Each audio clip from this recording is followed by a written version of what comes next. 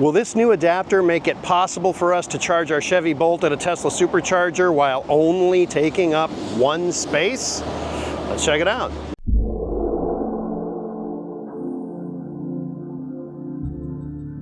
Today we're going to test out a new charging adapter from EVBase. Now, at the end of this video, if you're interested in picking up one of these for yourself, the link will be down in the description, and if you enter the promo code SPINNER, you can receive an additional 20% off. Why is the box for this charging adapter so big? Well, it's because it has an extension cord.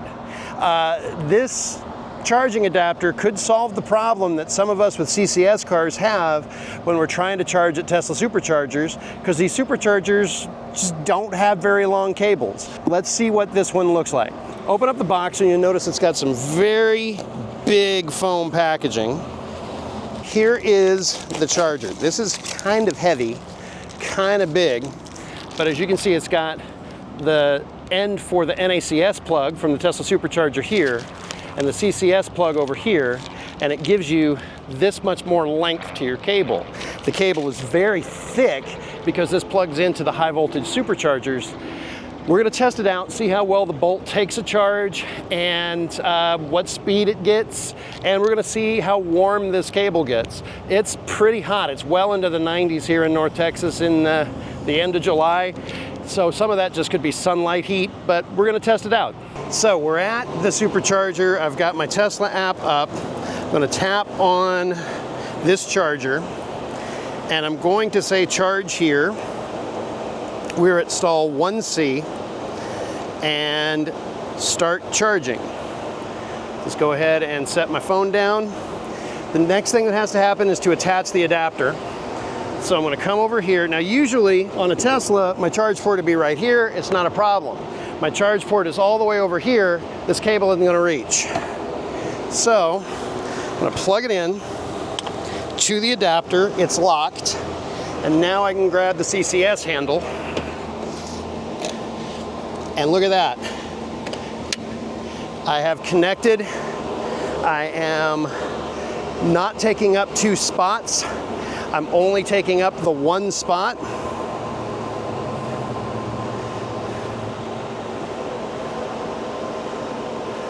But it hasn't recognized the charge yet.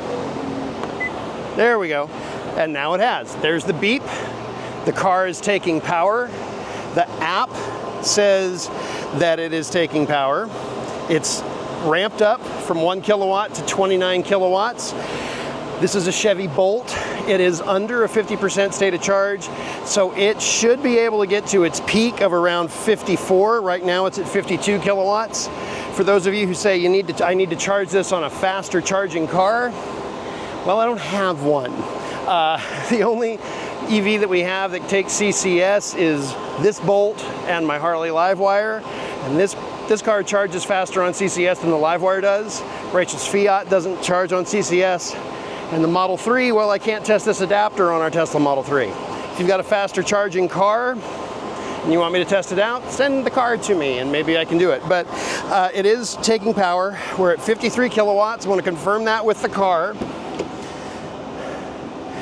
The car says it's receiving 48 to 47, but we have it on and we have the climate control on, so it's using some of that power right now. If you want to have instructions, there are a couple of QR codes on this card that came in the box that will link to the owner's manual for this adapter and to a video demonstrating it, kind of like what we've got here. Now normally, if I was charging at this Supercharger and I parked in this spot, I'd have to use this unit here, which as you can see is plugged into a car next to us. There's a car next to us. This is a very full Supercharger. So we're not gonna stay here very long. We're not gonna take up the spot, and it's not completely full, but I don't know that it would be possible for us to charge here if we had to take up two spaces. This solves that problem effectively for this car.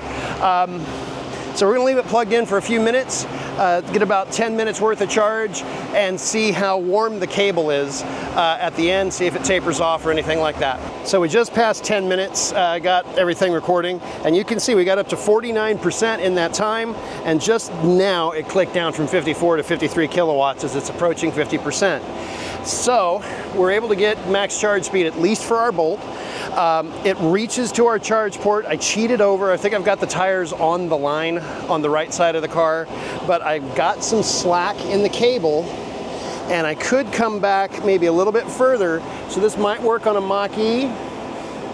I don't know if it'll work on something as big as a Lightning or something like that, but if you're like a Rivian, piece of cake, the Hyundai Ioniq 5 or Kia EV6, it'd be here.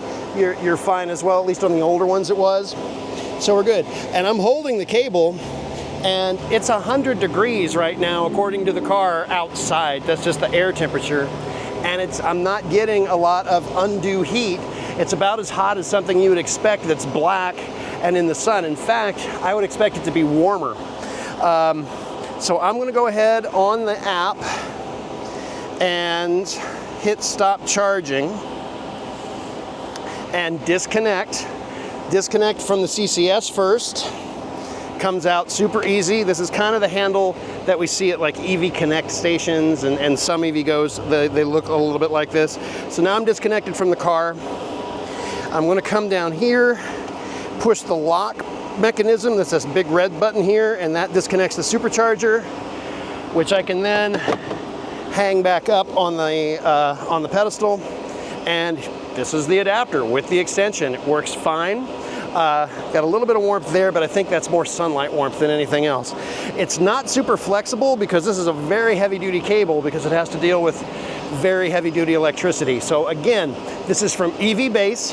I've got the link down in the description if you'd like to pick one up for your car. And if you enter the promo code SPINNER, you'll receive a 20% discount. Thanks for watching. Hope you like it.